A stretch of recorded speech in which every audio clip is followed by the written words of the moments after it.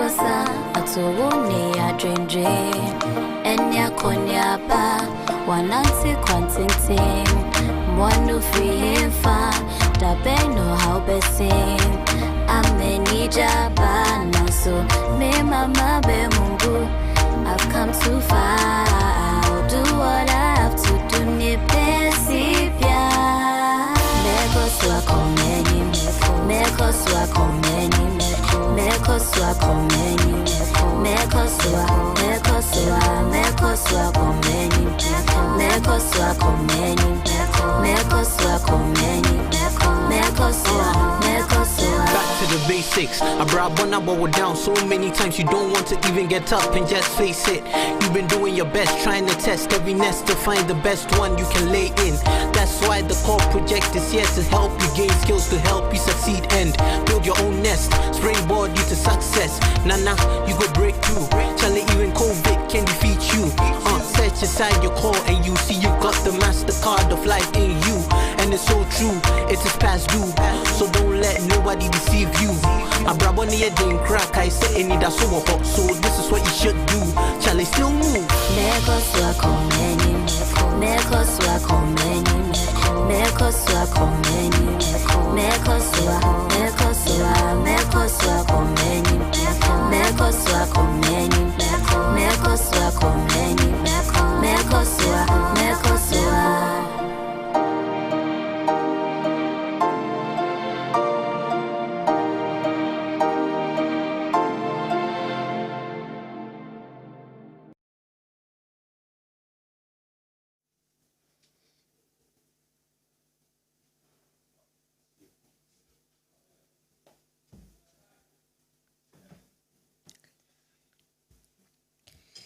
Dear woman, a letter to she who one day dreams to be a politician. If you're hearing this, chances are the world at some point has tried to convince you that you can't or that you will never be able to. Chances are every time you've tried to speak, the world has shut you down and forced you to believe that you are not worthy. Chances are in family, education, culture, and politics, you have been pushed to that part of the story that will never be told.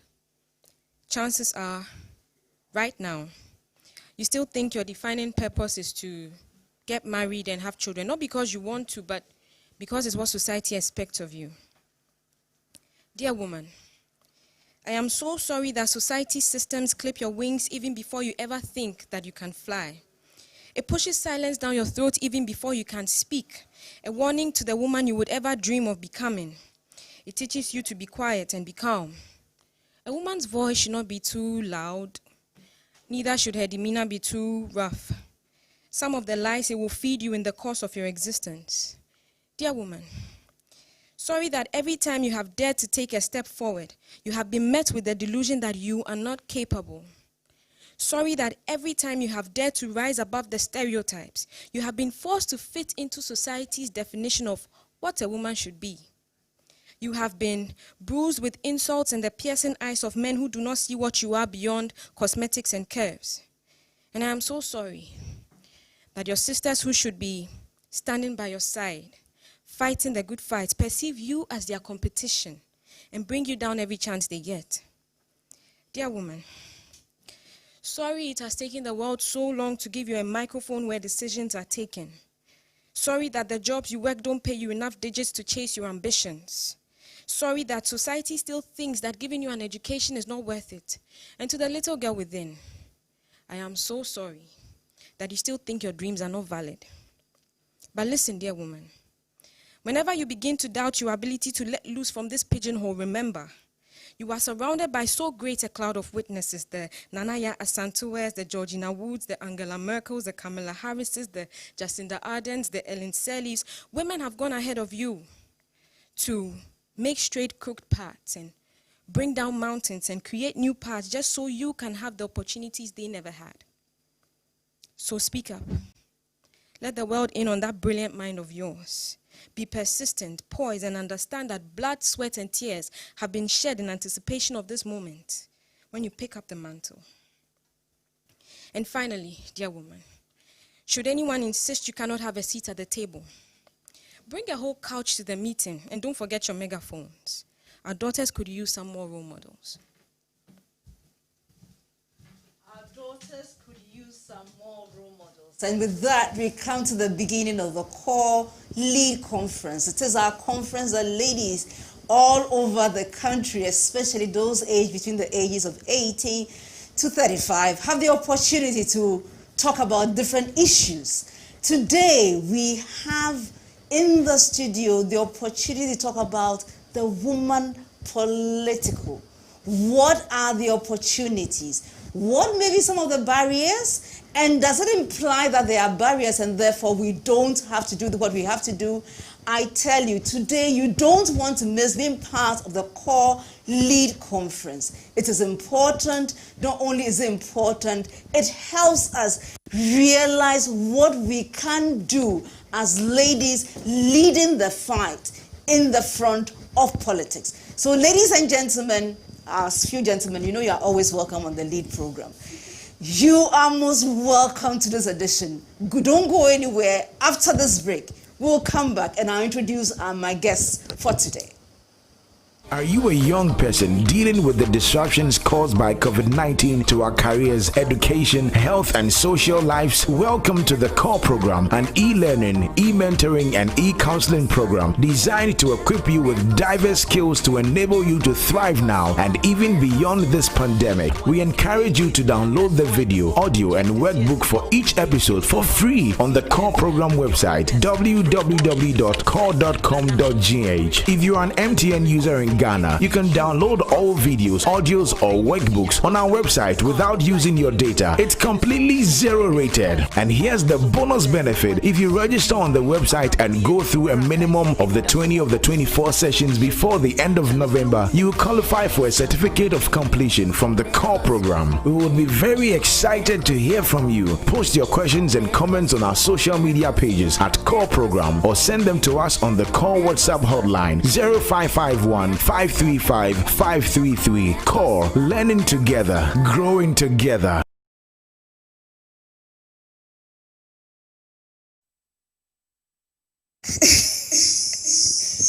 You know, we are talking about the woman political. We're looking at the opportunities, some of the barriers, and how we can enjoy or how we can encourage more people to be at the forefront of leadership in our country. Because anytime we have leadership and we exclude a certain part of some part of the society, we have issues. And therefore, we first have to be part of this program, a lady who is the executive director of the AMA Institute of Emotional Justice. I like that. And I want to know how that forms into our topic for today.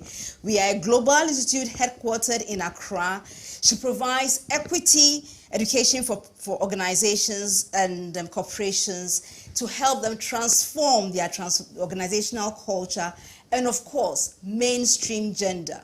Esther is an award-winning journalist who's worked across Africa, London, New York, and definitely is a global public speaker. Today, Esther Amma is going to talk to us about getting into frontline politics as a woman. Let's kindly receive Esther to give us her presentation for the next 15 minutes. Good morning. Good morning, my sisters. Good morning. If no one has told you today, let me be the first to remind you of your power and your possibility and your significance within this motherland, this nation that is Ghana. When it comes to this notion of politics, we've created an environment that leads women to be nurtured, to believe this is not a place where they belong. We must shift that understanding. We must change that reality, because the truth is simple. If we look at it in numbers, you who are listening, to all of those young women who are listening, you are part of the 51%. The 51% of this country made up of you, made up of women. When we talk about frontline politics, let's always remember that politics is life and life is politics. What do I mean by that? We've created a space in Ghana that leads us to believe party politics are how a nation is run. That has never been the truth. How do we know? The majority of entrepreneurs in this country are women.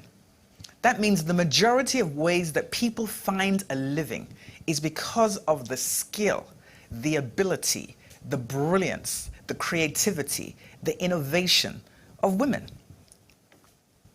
The way the markets move, not just markets of food, but markets of family, markets of industry, they're driven by women. That means the reason markets flourish is because of the ingenuity, the commitment, the power, the willingness to show up of women. So, if in these areas, entrepreneurship, family, market, women can rule and lead, and that is the way we flourish, what happens in the world of party politics that our numbers are so low? You're looking at 13% out of 275 parliamentarians. Just 13% are women. How is that possible if the numbers in the population are 51%? The question we should never ask is, are these barriers real or imagined? Research has already answered the question. They are real. Gender discrimination is real. The barriers are real. But let's talk about them. Let's engage on barriers. Because in our society, women are nurtured to believe they have a place, they have a position, and they have a possibility.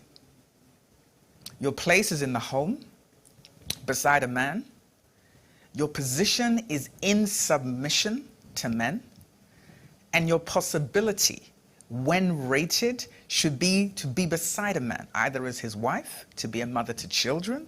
That is the way society nurtures women to move. But the truth of how society functions, every woman knows that that is not the truth. How do we know that? There are so many women-led kinds of things. Businesses, women-led families, women-led institutions, women-led organizations. The challenge we have is that we treat women and this issue of gender as if it's an island that you travel to, do your small chops, business, work, and then you come back to the real world. And the real world is the world that is led by men.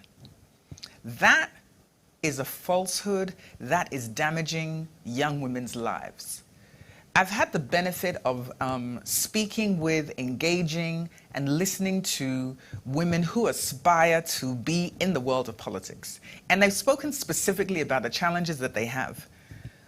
As a woman who is even interested in politics, the question of your competence is not about your ability or your qualifications. The questions will be about your personality, your likability, how you make your fufu or your jollof or your kontomire, as if to run the world, to run a constituency, is dependent on the consistency of your kontomire. And we can laugh, but that's the truth. We've seen it. We've heard it. When we listen to politicians going through their paces and they're being vetted, we've heard some of the questions that women are asked that have very little to do with the work they're being tasked to undertake. But I also want to talk about the personal barriers that we have within ourselves. The stories we tell ourselves, the narratives we tell ourselves about what we can't do, where we can't go, why we can't go there, and what is there for us when we do get there. We've all had the experience of either being passed over, or being ignored, or being overlooked when we're qualified. I speak as someone who has had it here in Ghana, a nation that I love. And that experience shapes how you then come into the space. It can feed insecurity. It can feed doubt. It can convince you that you do not have the right to stand in a place of leadership, speak on a mic, or speak in front of a camera, or speak to an audience of people. And so many of us have had that experience. How has being passed over, being overlooked, how has failing shaped your belief about yourself? What doubt has it created, and how does that doubt influence, impact, and then impede your possibility as a leader? We are wrongly given the impression that leaders are born. They're not. They're shaped, they're nurtured, they're encouraged, they're created, and they're created by all these forces that shape who you are as a human being in the world. Family, community, your places of worship and education, media, politicians, all of those spaces. So, I want to encourage us to dream a different possibility. There is no question that the future of a thriving Ghana relies on the engagement, the leadership, the participation of women in this world that we call politics. No question. It's not a debate. It's not a discussion. There's no question. How do we know that? The growth, the thriving, the progress of a nation has to do with all of its citizens, not a percentage and not a gender. You don't make a life with a man alone. You don't make a life with a man alone. It's always taken a collaboration to create anything substantive. So then you can't make a nation with a man alone. A nation is made to thrive with a collaborative spirit. So to our young sisters, we are taught that our power is about competing for the attention of men. So many of us are nurtured into those spaces. I understand. But we can make another choice. We can choose to be collaborators to each other. We can choose to be cheerleaders for one another. We can choose to say, my sister on my right and my sister on my left is not my competition. Her brilliance inspires mine. Her power reminds me of what I can do. Her particular skill set encourages me that there's more that I can learn in order to grow. That when I cheer her on, I am also cheering me on. Why? Because we have always been our sister's keeper. There is a dangerous narrative that women don't support women. The truth is much, much simpler. In a world of men and women, there are men who support men and there are men who don't support men. There are women who support women and there are women who don't support women. There is no weird cardinal rule that says if you are not supported by a woman, you can't grow. It's not true. The challenge is the notion that the narrative is limited to who doesn't support you, not who does. So let's talk about your first supporter. Who's your first supporter? The Creator. The Creator made us to shine. The Creator made you to succeed. When you succeed, you're reflecting the glory of the Creator that made us. That's the simple truth. That is the simple truth. Another simple truth is that sometimes we ourselves individually are the greatest barriers to our own progress. We speak stories of failure into our own heads. We can enter a space and do work for others with ease. But when it comes to standing tall, shoulders back, standing for yourself, which is what it means to be a politician, to be a representative in front of a group of people and say that there are needs, there is work to be done. There is work to be done. And I am here to represent you in order to make that work happen. What does it mean for you to say that first to yourself? That I am the one I have been waiting for. Because you are. The nation doesn't thrive without you. It just doesn't. How do we know this? Look at all the different businesses that exist. Why do they hire women? Hire women because women are brilliant. Full stop. It's not deep.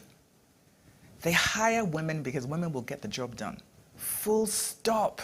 It's not deep. They hire women because women will organize, strategize, collaborate, communicate, commiserate if we lose, and find a way to stand up again so we come better.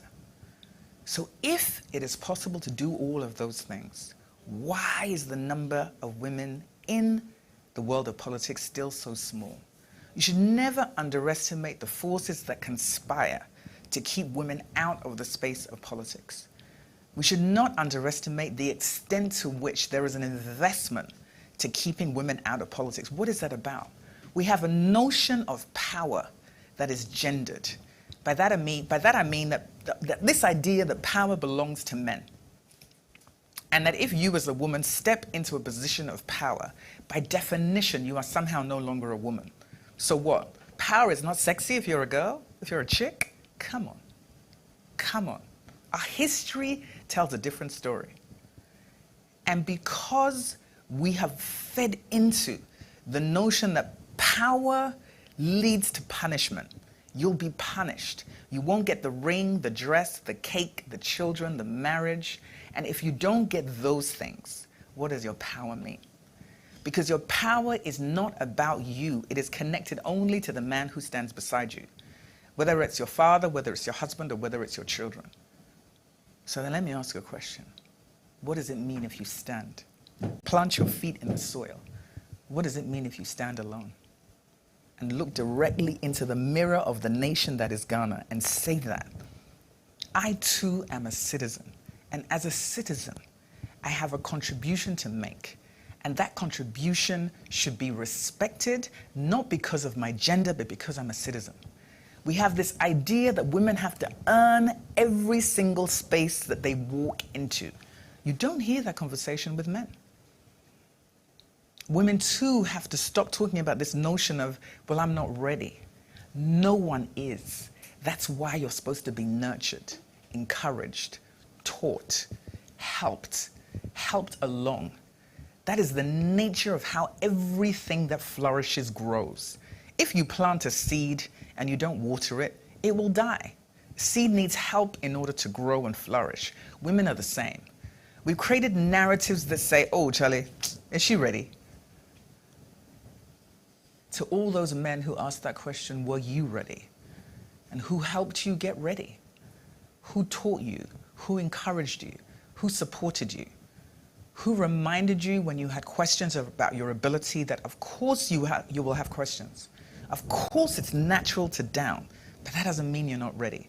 It means that maybe you need a bit more help before you get there. So I want us to create a new frame for our future in this world of politics. At the center of the frame is you as a young woman. And identify your particular skill set. Everybody's not good at the same thing. They don't have to be. That's why politicians have teams, and they have campaigns, and they have campaign managers. What is a parliament? A parliament is a group of people with different skill sets, all designed to get a particular job done. So then as a woman Politico, you too need a team. You need a circle. You need a sister circle. You need cheerleaders, and you need constructive critics. You need those who will champion you on and remind you of your power to step forward. And then you need those who are going to honestly tell you, I beg, my sister, this one is not for you. Not the position, but maybe this particular path. What we must not do, what we cannot do, and what we should not do is stay out of the arena because of the challenges within it. We also know one of the big issues around this particular area is sexual harassment. Being harassed sexually and being diminished, being denigrated, being told or shown that you are less than, and therefore you do not have the right to be in this space. We sometimes imagine that the only way is to overcome every obstacle. But the truth is, it's not like men overcome every obstacle. Sometimes what you have to do is you have to eradicate the obstacles as opposed to require that you must jump through every hoop. No. Why should you? Because that implies that your citizenry is somehow less than his. It's never been true. It's never been true. So if it's not true, the frame requires a different narrative. our frame. So who is in the frame? You, my sister. You are in the frame. Who are the people that stand beside you, who can cheer you on? They must be in the frame. The future that you're trying to build, the future is in the frame. Don't discard politics because of the past and the pain of that past. Honor the pain. Don't negate the truth of it. But the truth of it need not be your truth moving forward, and it need not be the totality of your future. It need not. So I'm going to close in my last 2 minutes and say, again, to all of my sisters, you are the ones that we have been waiting for. You are 51% of this country. Should everybody be a politician? Of course not. But just the same as everybody's not supposed to be a CEO. But how do you get there?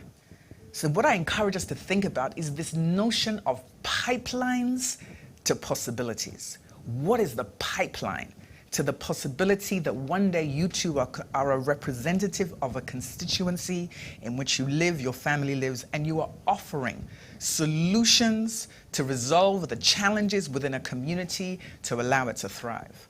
The power of women is to look at a scenario and say, there's a resolution to this, and we can come together and create it. That is what politics is. It's finding solutions to problems. But we've turned it into a battle about power and who has the right to have it. Look again at the possibility of a frame for you as a woman political. And those were powerful words to end your message, Esther. Esther, what I liked about you, I mean, when you talked about the barriers in terms of the nurturing, the way that women are nurtured, and then you went on to look at the need for us to not just, you need to reimagine that, and also to say that some of the things that will enable you to say that, okay, this is what I want, this is where I want to play my game, or to play my game in the political space, is to first have God in your frame, to know that He had given you the possibility to become anything you wish to be. Have that personal mindset, understand and focus on the contribution you are bringing to the political field, and ensure that yes, you would have the barriers, or you may have issues that may be against you, but if you focused, you can do it. And therefore, that's a clarion call to all of us out there, especially those of us who want to be in the political field. Look, it may be daunting, but you don't need anybody's permission to tick and say, yes, I think you are permitted to be part of this. I remember very well, I mean, I have one of my aunties, the late Sophia Adoku. She was one of the first MPs in Nkrumah's parliament. And I always looked up to her because it meant that when we were running for the race for the independence of this country, this lady was on the side of Nkrumah, running up and down to ensure that we can become an independent state. And without her contribution and other people in that space, we may never be where we are right now. And therefore, let's get up and know that we, especially those of us who want to go into the political space, there is permission. Permission has been granted by yourself, not by anybody. Excellent, excellent, excellent. Well, we're moving on to this program, and this program we have next coming up is a powerful lady. CoRe can move mountains. It doesn't matter what kind of mountain it is. She has a very deceptive outlook. You look at her, you think that, oh, but go to CoRe and any mountain in your space can happen. We are privileged to have here Akosua Menu, who is a Ghanaian social marketer and political activist. She is currently the Deputy Chief Executive Officer of the Ghana National Youth Authority. Akosua has previously worked with the Ghana Commercial Bank as a systems and back office administrator. You know, she was privileged to be the Deputy Director of Communications at the office of her First Lady of our present government, Rebecca Akufo-Addo. Her Excellency, Rebecca Ekufuadu. I mean, this conference brings everybody to the table, and this table is fully packed. I know it's fully packed because I've been getting messages from you who are with us both on Zoom and on Facebook. We also know that we have these people who are contributing various things, and part of your thing is that I have Neil London, who is saying that I'm joining from the University of Ghana, Abrantia Bernard from Ghana, Laboni. We have Doku Boy, who is joining from Nigeria. We also have Richard, who joined live, and wishing all the panelists and online viewers a hearty welcome. Indeed, thank you for making my job very easy. Thank you for welcoming them online, Richard. And then we have Fafa, who says good women repping. And then we have Sir John, women empowerment, great program. You know, I can see the gentlemen, my ladies, it's like we are slightly underrepresented today, so please come on board. Let's know where you are joining us from. Let's know what you are finding interesting in the nuggets. Share the hashtag CoRe lead and or at CoRe hashtag lead, and you know we'll be there for you. Right now, kindly join me. Let's welcome Ms. Akosia Menu as she talks to us the political ups and downs. Thank you very much.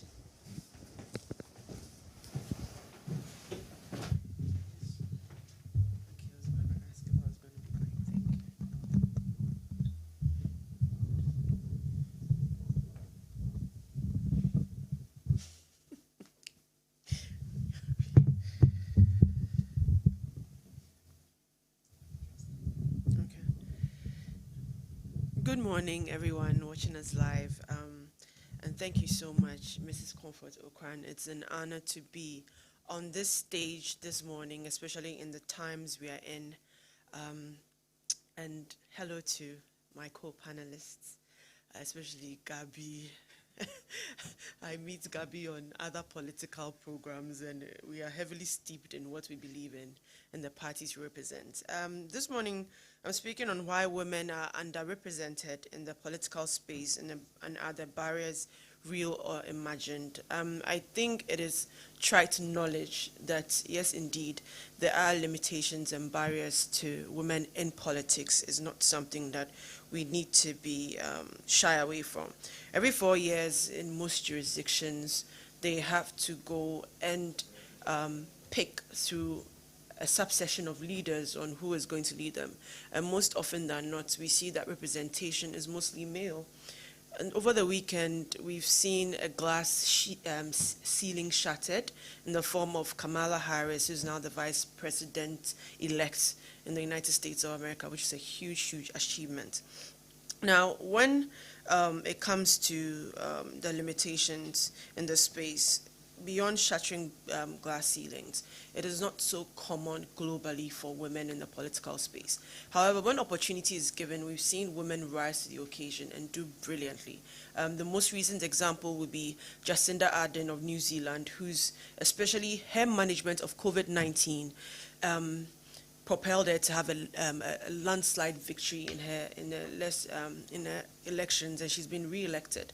And we've seen the impact of COVID management on the U.S. elections, which is Donald Trump's mismanagement of it, leading to his losing the election.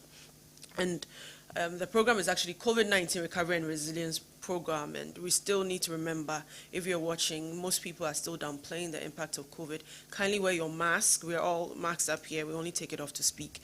And wherever you're going, kindly continue to wear your mask. Now, I want to break down the limitations, some of which, to begin with, are structural. When I say structural, there are financial barriers to the political space.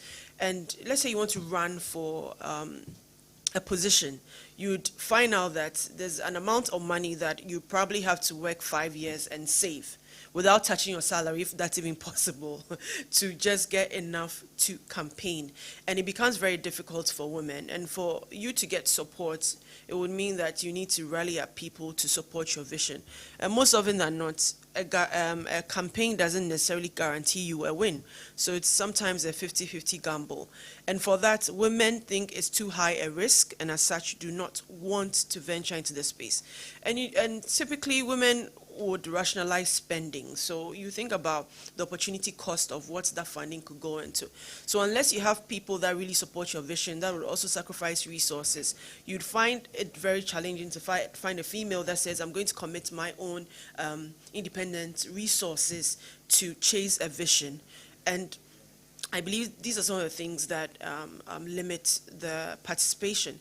In my political party, the New Patriotic Party, we actually reduce the cost of filing for nominations when it comes to, let's say, the parliamentary elections, the primaries. Women are given a 50% discount, as well as youth. So when we say youth, you have to be below the age of 40 years for you to apply for that. And that has increased participation somewhat.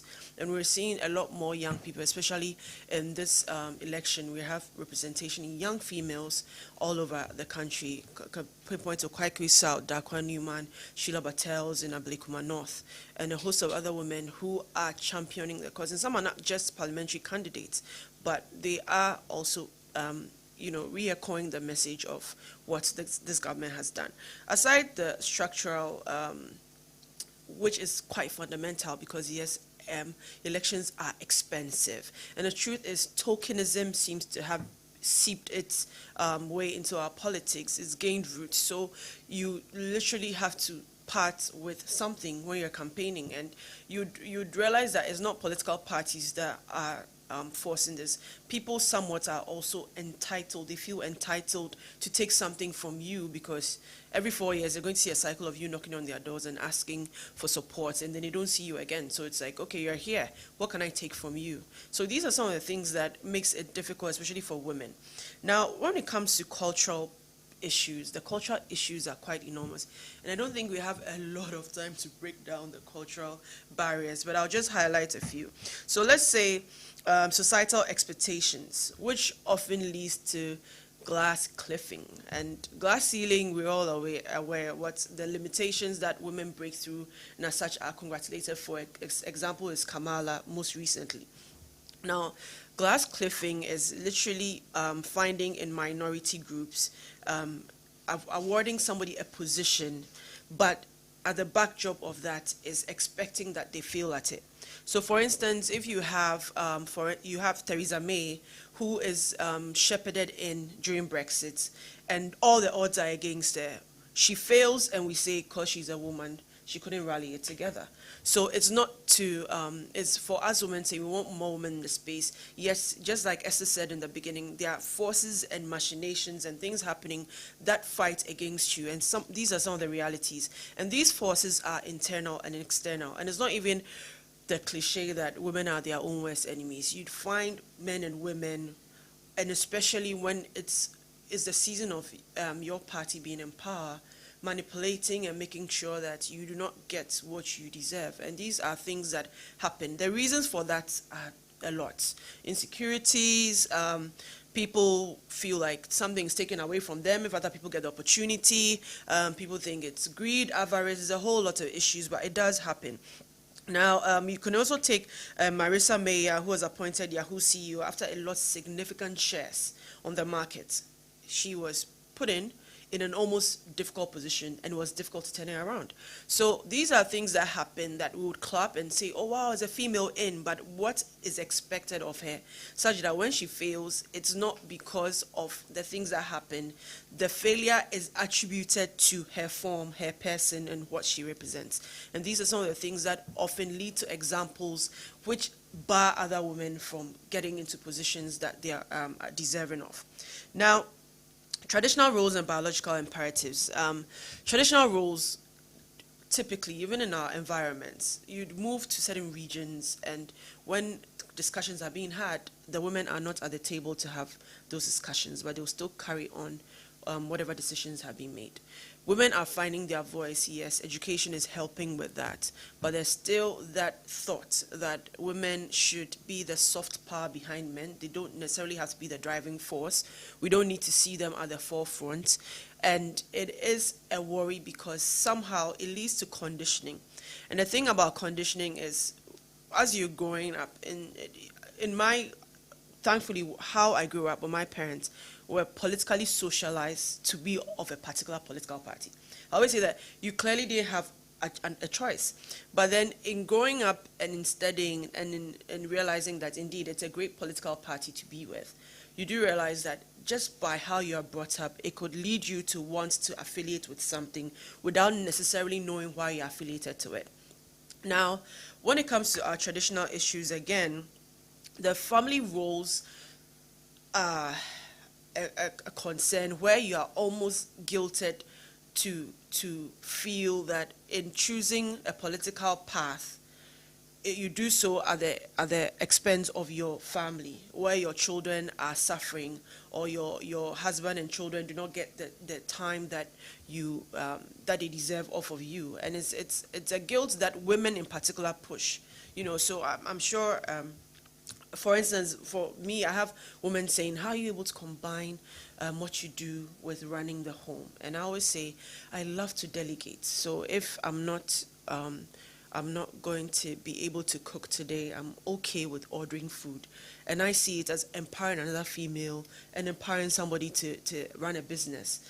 And I won't kill myself because I cannot do it in that particular time.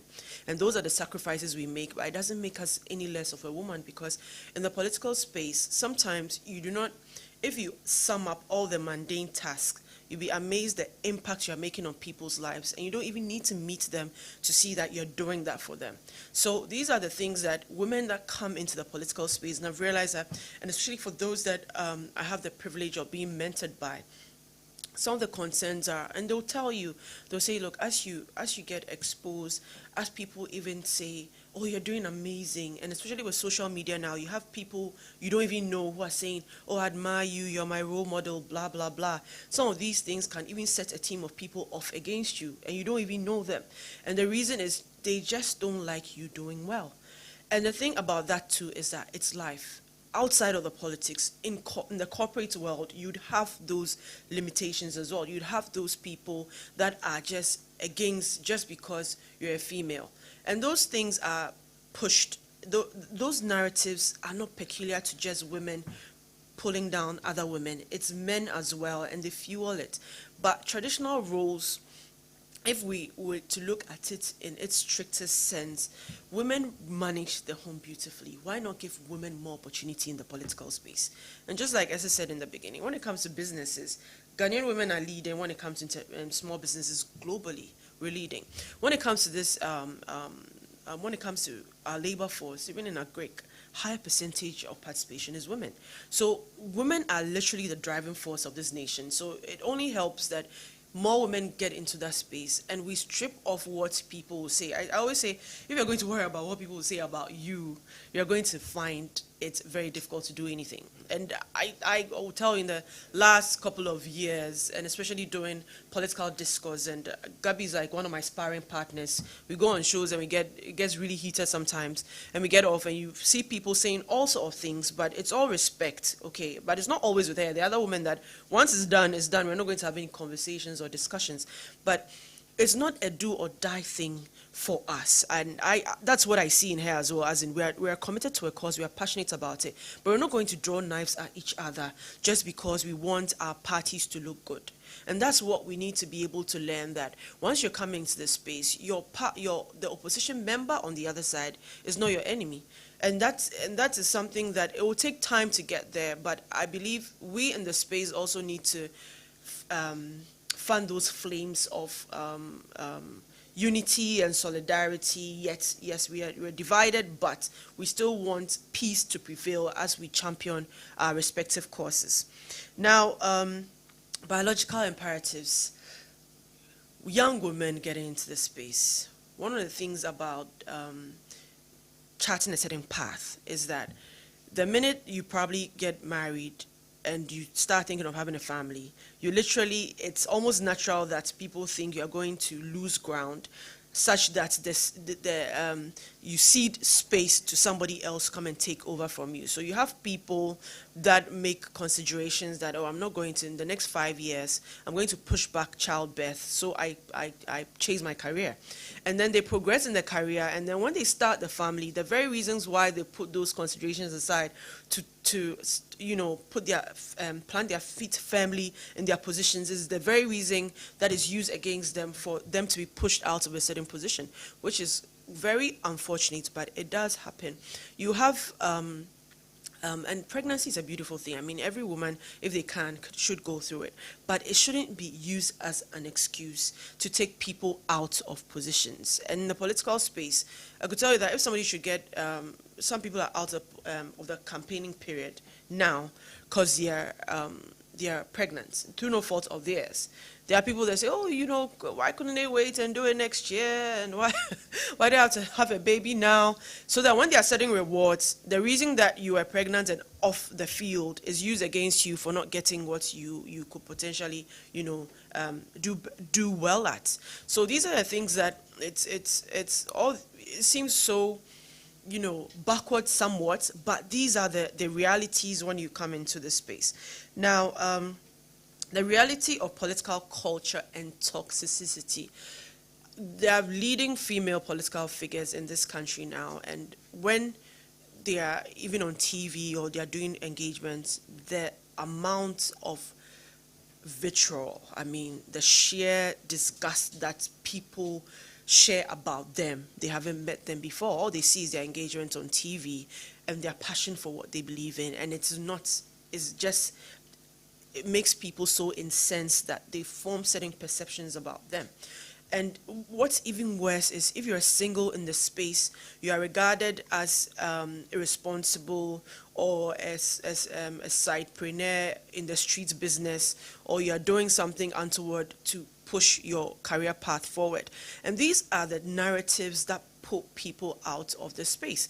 So for instance, you have a married woman who is passionate about politics. Even her partner knows she's passionate about politics. Should they have the conversation that I want to enter into a political space, he would have his friends saying that, truth be told, she's going to be sexually harassed. And that's, yes, it does happen that you'd find people saying inappropriate things. And these things, similar to the movement or Me Too movement, it does happen. But it is beyond a process you can't control. It becomes an illegal situation for anybody to put you into anything you don't want to do. So nobody is throwing themselves at you or doing things that will pull you down. No, it's for you to stand firm in what you believe in. It's for you to be principled. But most importantly, you would need that support. Unfortunately, most women do not have that support. So now we're seeing that the conversations, especially in the last couple of days, with respect to Kamala Harris, is the fact that she married late and has young children. But of course, it's a sacrifice somewhat of her pushing her career to a point where she knows this is where I want to get to before I have a family, because yes, sometimes in pursuing the things I want will be at the expense of raising a family. We all are built differently. Thankfully, my parents are still both alive, and one of the things that I love to do is just to ship my kids off to them. I'm like, it's going to be a busy weekend. They are more than happy to step in. Other people might not have that benefit, but I believe that if you know somebody, and there's a passion appeal that is good in the space, encourage them. If you are a partner to a female, and look, she's amazing, she's articulate, she's driven, she gets things done. These are the people we need in the space. And I get a lot of people coming at me saying, oh, can you take us, show us the way? And truth is, I'm still finding my way. I still have my limitations. I still have my barriers. I still have seeds of doubt planted in my head when I have great ideas, and I'm like, can't we just do this? And then you have one voice saying, no, you can't do this. If you do this, it will bring attention to you. And you know how enemies are in the system. And then you have all these issues where, and guys, we're in Ghana, and everything is political. So you get home and there's a white cat, and somebody's saying that somebody somewhere wants your position, so that's why the cat is in your house. That sort of narratives.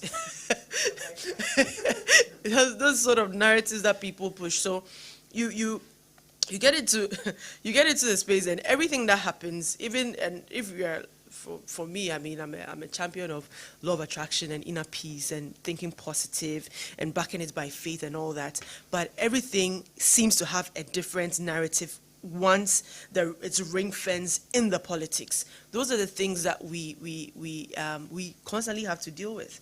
Now, challenges of emerging limitations. Simply put, let's take the elephant principle. An elephant is tied to a pole. The foot of an elephant, a baby elephant, is tied to a pole, and the elephant is made to think they cannot move. So you go to a circus and there's a 6,000 pound African bush elephant there, and you know that 6,000 pounds is 72 times my weight, okay? That all it needs to do is just move its leg and the rope comes off and the tent topples down and everybody literally dies. But this elephant, years of conditioning has made them believe that they do not have what it takes to carry out anything beyond what their coach or the guide is telling the elephant to do. These limitations for most people is imagined. So you have a voice. Social media is a powerful tool. You can start blogging what you want to do in the politics. You don't necessarily need somebody to hold your hand, and people take notice and attention of these things. You can start in your own communities. You can start your own pack, getting people engaged, volunteerism, which is one of the things that we've launched at the National Youth Authority, and you're going to hear more about that later and on different platforms. Basically, what I do believe is that encouraging women to lead is important, but we ourselves need to be icons ourselves, and it's a struggle, a constant struggle. For me, in the politics, I believe women should bring compassion, commitment, and trust. Those are the three ideals that I feel I am aspiring to. It is not easy, but you set the principles for yourself and try and walk it. And most importantly, no matter what, once you're getting into the space, find that mentor you align with, and hopefully your dreams will be realized. I just saw the light. I run out of minutes, but I do hope that you got value from what I shared with you this morning. Thank you so much, guys, for tuning in. Thank you so much. Thank you so much. Akosia, thank you so much for sharing so passionately and so powerfully. We are definitely here at the CoRe Lead Conference, and the Lead Conference is an initiative of the Springboard Roadshow Foundation in partnership with Solidaridad and the MasterCard Foundation. It is aimed at building resilience. It's also aimed at giving workplace skills. It's aimed at empowering.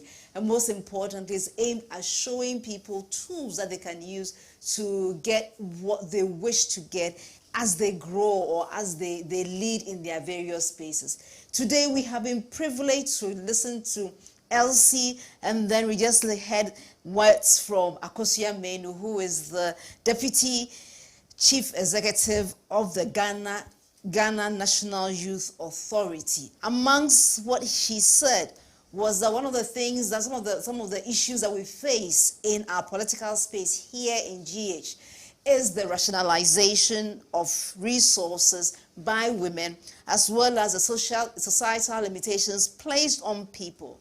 But she, in her remarks, she definitely said that those shouldn't be barriers that keep you from engaging in the political space. If you wish to think about being principled, take off the kind of limitations that others may have put on you, either whether it's by nurturing, as Elsie eloquently said during her presentation, or by yourself. And then be an icon to yourself. Come to the table with compassion, with commitment and trust. And most importantly, when you get there, find a mentor. You know, you, our listeners, are making it live for us here in the studio. And we've got Elizabeth Varr, who is watching from Canada. And says, her hashtag is She Votes. Additionally, we have Charles Cranton Buedu, who is watching live from Sunyani. And Romeo Kodria, you say that you are the ones we've been waiting for. Bridget Ajimanfojo, you say thank you. And that is to you, Esther. Thank you, Esther Ama, for what you said. And Sir John from Ejisu is saying that these panelists are full of wisdom and knowledge. Great program. And Samuel Tetefio is watching us from Accra, and Indestructible Jaff. Wow. John, he says that he is watching from the Upper East. And then Prilly also says that, yeah, Cozy, she claps for you like 100 times. I don't know how I can do 100 claps here, but yes, she says, Cozy, yeah, coffee, Cozy, thank you so much. At this juncture, having learned from and heard so much from two brilliant speakers, I want us to go for a short commercial break. When we do come back, we'll have another poetry recital from our beautiful lady in the studio who will give us something to take home. We are talking about Selfie Efe, and please don't go away. We're going for our commercial break, and then she would come back with another poetry recital.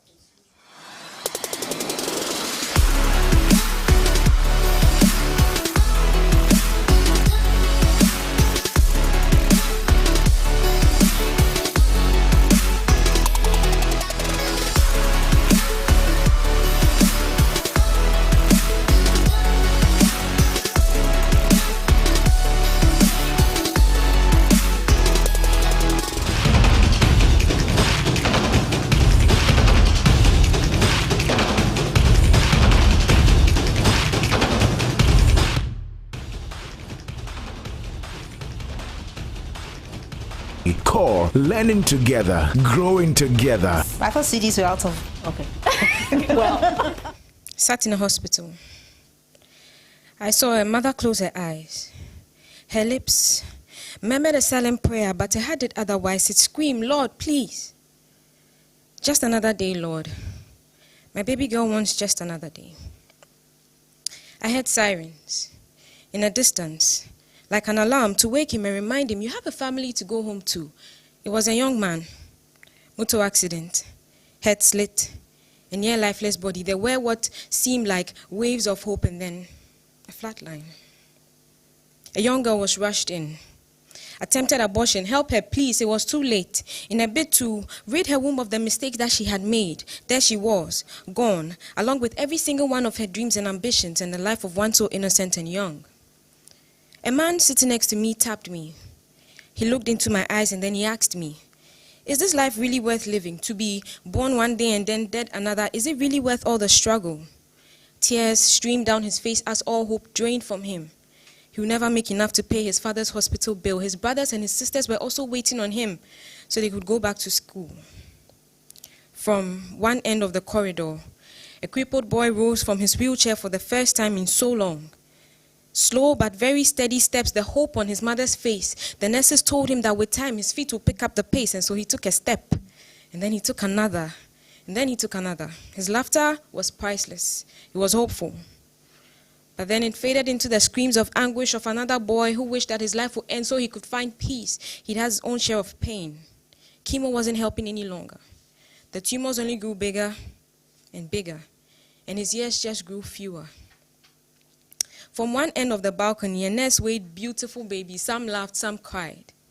Then on the other end, I saw a woman beat her belly. Lord, when? This was the fifth time gone futile. She wanted to feel her own and hold her own. She wanted her own. Then there was that elderly woman, dancing to the glory of God.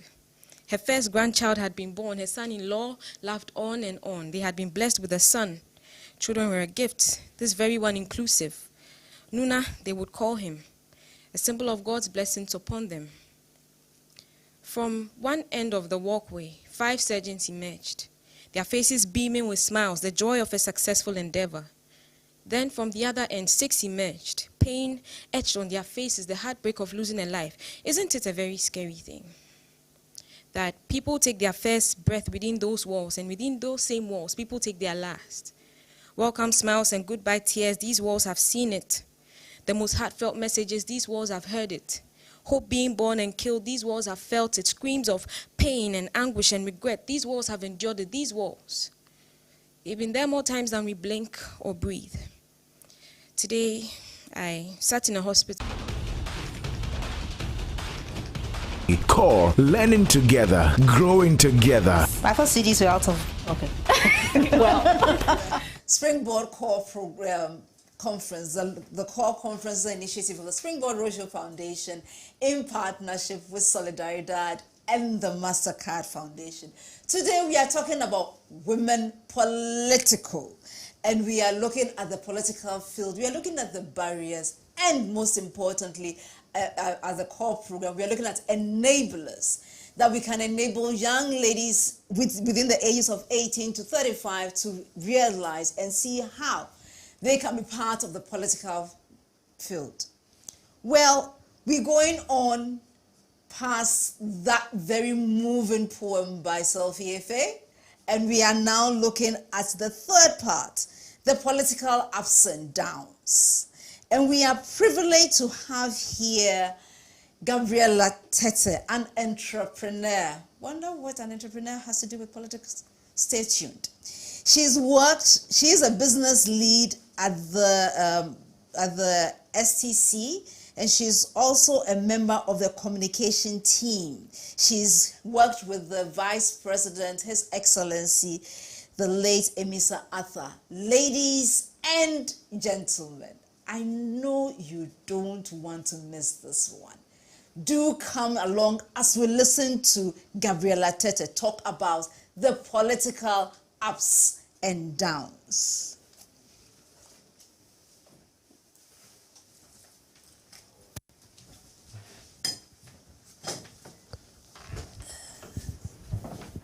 Am I allowed to make some corrections to the intro? Sure.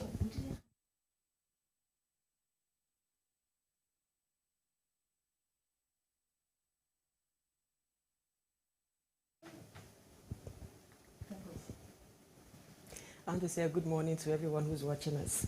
I'm a volunteer business lead for Allied Exchange Africa. It's a fintech company that at the moment I'm volunteering my time and a little knowledge to supporting them.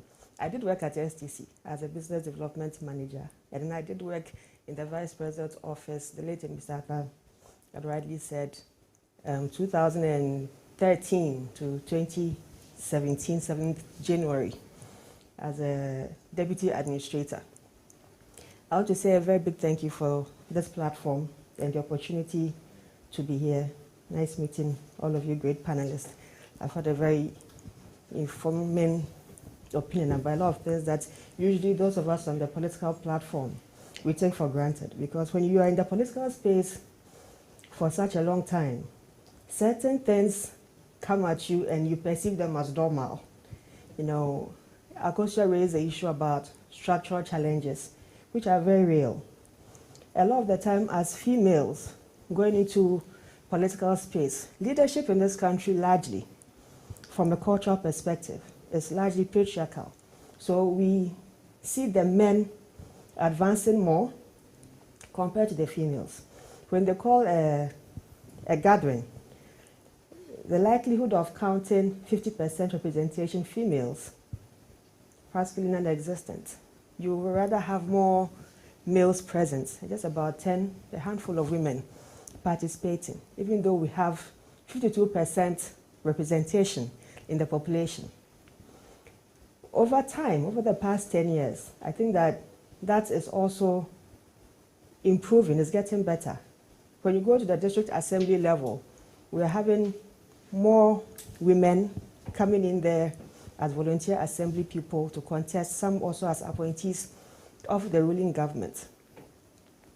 The field is never ever evenly structured. The expectations of women, comparatively, are much more high. When an opportunity is presented to a man, nobody questions whether they have the competence to do it or not. When the same opportunity is presented to a female, you have, surprisingly, fellow females are the first to raise their voices to downplay whatever you bring to the table. I don't know if it is in our nature, because we always wanting to compete with each other, that brings that aspect of us out. The other day I was having this, I like to have quiet moments and reflect on a lot of things. And I was trying to find the answer to that riddle. So I was asking myself, I've never heard of male Mr. Universe to look at how handsome a man is. I haven't heard of Mr. World. I haven't heard of Mr. Ghana. But there are so many competitions around females which always has one thing they are looking at, beauty. So there's always competition to look good, to sound right, to behave a certain way, which is pageant good. None of those things are important in the realms of politics. But unfortunately, we are socialized as girls. Whenever we enter a place, to always wonder who is the best dressed, who is looking good, who is driving this car, who is dating this person. Irrelevant in politics. We come into the political space and we still come with that kind of thinking. So we rather end up undermining each other, when as females, we should be supportive of each other. The men aren't going around cheering us on. We, to a large extent, are our own cheerleaders. When you find yourself a circle of friends, as Akosha was saying, and as Madam Esther also said, when you find yourself in a circle of like-minded females who accept each other within the political space, you are very, very blessed. Because they are going to be your anchor, and they are going to be the ones who drift you along. When your actions, when your utterances, when your behavior is not suited to a certain standard that is expected of a politician, these are the very people who straighten you up. There are others whose voices will be there to condemn you. And you must learn to silence those voices. Personally, I limit the number of people who come around me as friends in the political space. My friends are people who are non-political, so that when I go out there and anything happens, I know for a fact that they are the ones who have nothing to lose, and they will always give me the right criticism that I have to hear. In the political space, understand that everybody in that space is there for their own reason. When we align ourselves to political parties, that is just one aspect. It is like the door for you to enter into a bigger room. The question now is, what do you do when you enter into that room? If you don't identify what your purpose is before you walk into that room, people will define your purpose for you. And for a lot of young girls who have come into politics, they have still not found meaning to why they are politicians. You are a politician because you have a voice, you have an opinion, and that voice speaks truth to something. You are a politician because you feel, you see, you experience like everybody else. But the difference between you and them is you have a platform to articulate it, to define a solution to it, and possibly to solve it. And where you cannot solve it, it's systematic. That for years on end, we've still not been able to find an answer to address it. But you came with a response and a solution that, when applied, worked and solved the problem. So at every point in time, understand that even when there are ups and downs that you are confronted with, one thing should be at the back of your mind. What is your purpose for being here? When you find your purpose, and when you're able to define your purpose, and what Madam Esther said is very critical, define your purpose with God. Because when you find your purpose as an individual, when the shocks come, and the attacks come, and the words come at you, and your whole purpose, everything was centered just around you, you will not survive it. It hits straight to your ego. Sometimes it's very difficult for you to even pick yourself up. But when you go out there, and no matter what is thrown at you, you come back and you tell yourself, dear God, today I went out. This happened. I'm sorry. forgive me. It's done. The following day is a new opportunity. You get back in there. But a lot of the time when you don't have an avenue to vent to anybody or anything, you internalize it. And you end up as a politician leaving your pain on other people. Politics is about leadership. The last thing you want to do as a leader is to exert your negative pain on your people. It will never turn out right. And I think that what politics does for us and what having the best cheerleader, being a spiritual anchor, being your creator, centered in there, is that no matter what obstacles you face, you know very well that it's going to turn out right and it's going to turn out good. Because there's nothing that God has created that he says is bad. Even what he says is bad, he'll still tell you that there's some good in it. As young people interested in politics, I also want to encourage you to develop a thick skin. Sometimes you may have an idea. As Akosia said, you probably think if you express it, people will go like, you are drawing attention to yourself, and well, that does exist. But personally, when I have an idea, I'll say it. If you like it, fine. If you don't like it, that's fine. Somebody else will hear it and think, well, it's a brilliant idea. And the more I think about it, I believe that the more I can shape that idea into something better and more useful. Find a niche for yourself. And this is why it's important that when you're coming into the field of politics, you must have a background. Whether it's a professional background, whatever industry you find yourself. Because politics presents you with a very colorful platform where you have different kinds of sectors that you must always articulate for whatever purpose that your party seeks to achieve or your government seeks to achieve. For Akosia, who is the National Youth Authority, she has to constantly think about young people. When you come from an area of entrepreneurship, where you are picking from here, from there, from there, from there, it's just like how it is working in government. At one point, you are discussing social services, how to fix roads, how to get a clinic to a community. Communities that have no access to proper roads, but you have so many women getting pregnant, how do we get a maternity home there? Those conversations are just like the conversations you have as an entrepreneur, because as an entrepreneur, you're one man everything. You're going to have to discuss small businesses.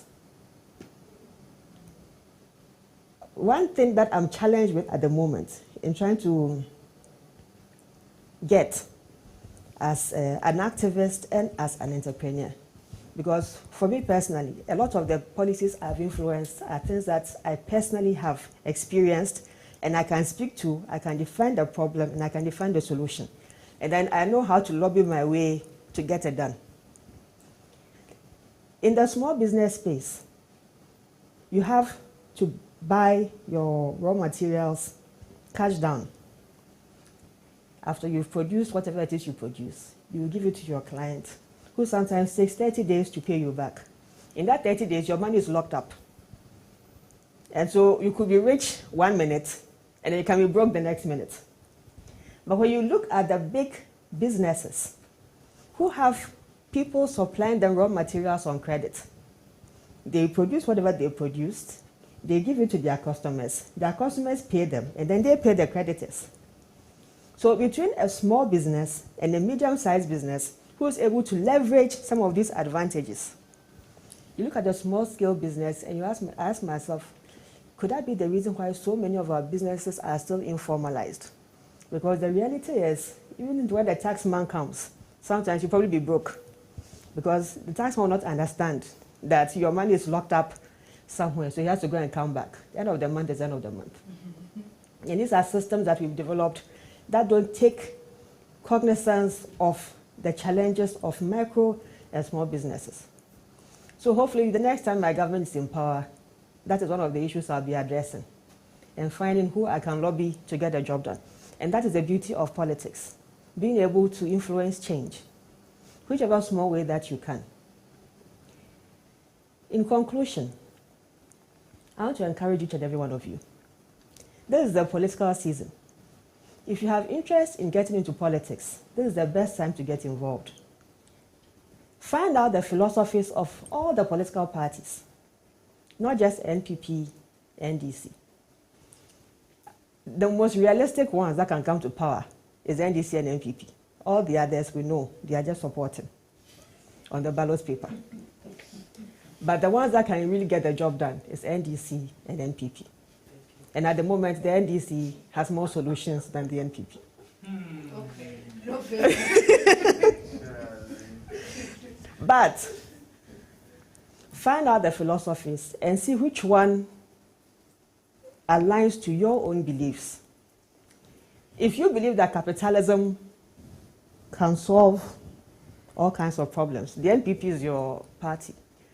If you think that the government, because of the level of development that we are as a country, is the government that ought to take the lead, then you are with the NDC.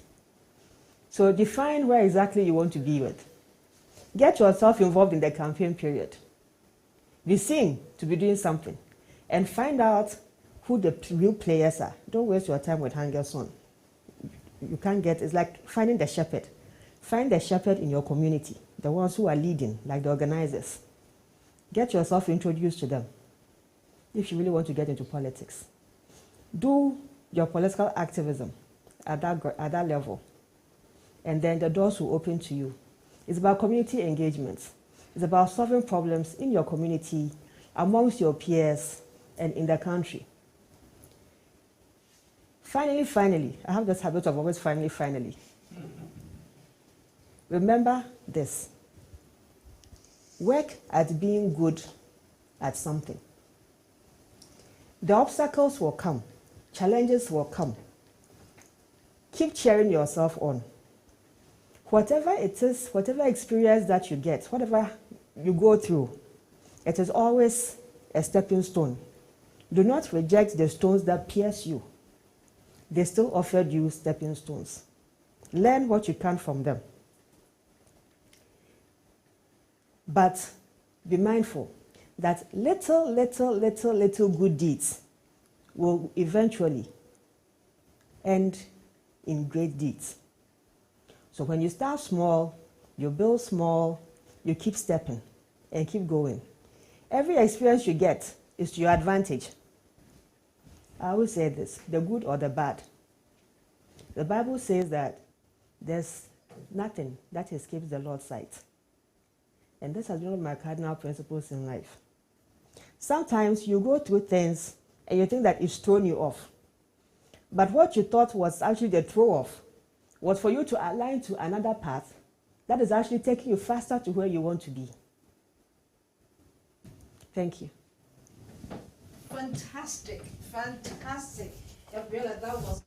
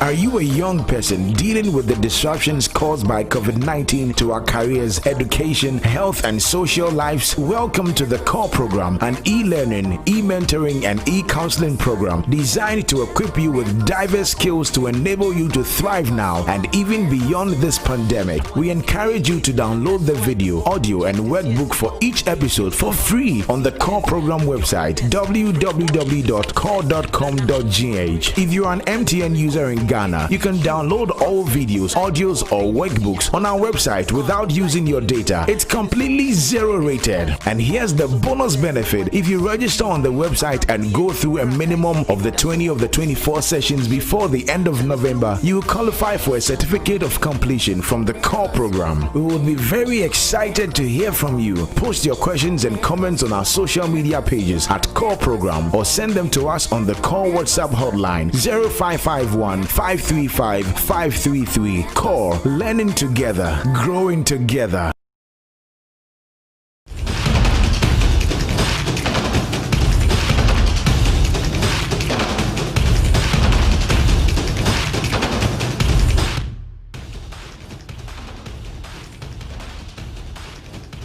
CoRe, learning together, growing together. I thought CDs were out of. Okay.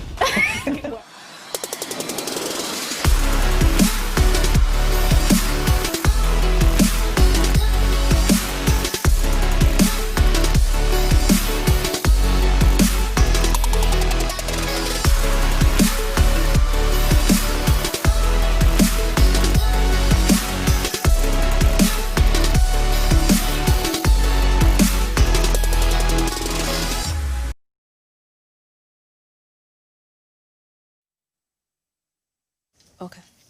Fantastic. I mean, Gabriella's piece was simply amazing. I mean, talking about politics is just a door, and having your purpose enables you work within that door. Additionally, knowing what you stand for. She talked about finding a niche for yourself, and then look at ways that you can get programs that will help the lives of people, because basically politics is about talking about society and how we can work things to make those less privileged in society have that kind of privilege that will enable them also fulfill their purpose. Today you're on the CoRe Lead program looking at the woman Politico, and we are finding ways in which we can engage as women in the political space. Her closing comments about this being the political season and therefore finding which party, whether small or big, which would articulate the issues that you are passionate about, struck a chord. So those of us who are out there, who are interested in politics, let's see what we can do. Her final thing said that little deeds make one great deed. Will end in a great deed, and I like that. We have Bernard Abrantia who says women empowerment, and Kweku, you say they're full of wisdom. And Sir John, you say that this program is educative thanks to the organizers, the Springboard Roadshow Foundation in partnership with Solidaridad and the MasterCard Foundation. We have Ethel. Ethel is watching us from Ho, and you say, God bless us. And Macintosh, you are watching from Kaswa, you say, thank you. And we have Elizabeth Var. Elizabeth, you are watching from Canada, and I think today you are repping the South, the North Americans here. Thank you for being with us. And Charles says you are watching live from Sunyani. Romeo Chinebua, you say that you are the ones we've been waiting for, and more vim and with fire, plenty fire. Yes, Charlie, the fire is lit. And Bridget, you say thank you, Madam Esther. And Samuel Tetefio, you are from Accra. And Akosia, Theresa Akosia Osahene, you say this is awesome. God bless you. LP. Which of us is LP? Is it lady? Is it well, okay, one LP. So I don't know, is either the lady pastor or something like that. Regan Ohene is joining from Accra. And to right now, we are trending number 5 on. We are trending number 4. We moved from 6 to 5 to 4 on Twitter. And that's simply awesome. Nee London, you say, Gabriella, you really are a politician. That's what Nee London says it.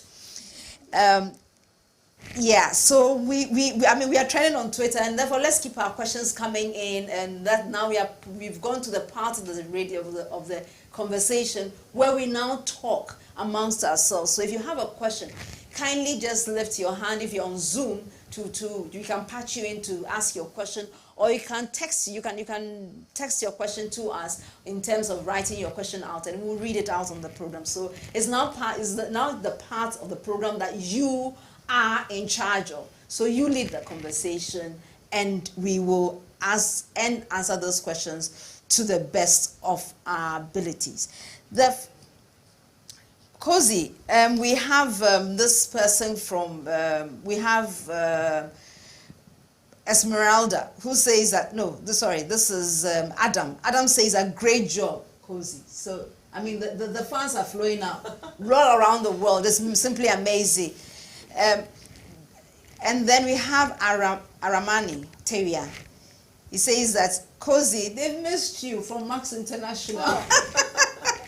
When are you coming to Tadi again? And then I like Bababo. Abo, you say that you are creating brains. That's the three of you. You are creating brains in her brain. That's a powerful comment. What? I mean, I really loved it. See, he is watching us from Brong Ahafo region. Sometimes I forget that the regions are there. So when I say Ahafo, I just say, Brong, and I realize that no, it's supposed to be two now. It's from Ahafo region. Thank you so much, Bababo, for watching us from our. So now I come to some of the questions, and one of the issues that you both. I think you articulated it best in your presentation when you talked about that is now the political season. Is that how you started, Gabriella? Is that how you started, by volunteering your time because and making people, is that how you started? Yes, I think that was how I started. Even though I've been following them for so many years, I wasn't very active. I was just, let's go here, then I'm following. But it was in 2008, during the President Mills candidate Nakufado competition campaign, that I dedicated more of my time to activism, political activism, at the time of the campaign. At that time, I used to follow my sister, because she was the communication director at the time. And when she's going on programs, you are at the back end doing the research and sending text messages while she's driving, the points that she's supposed to remember. You're out there doing that job. Sometimes when she has to go on platforms, actual campaign platforms, you have to go into with her. Then there was this one day that I was home, and she came. It was the second round. We were going for the first round, and there wasn't a clear winner. So there was the second round. And then she came and she was like, we went for a communication meeting, and we have to do some new adverts. We need fresh faces. Then she looks at me, I think you should do an advert. And I'm like, is it because I'm the closest person you can find? And she goes, no, because you are fresh face. The people don't know you. So whatever you say, they'll believe. I said, okay, all right. So I go in to do an advert, and I was just, no scripts, nothing. I was just told, talk.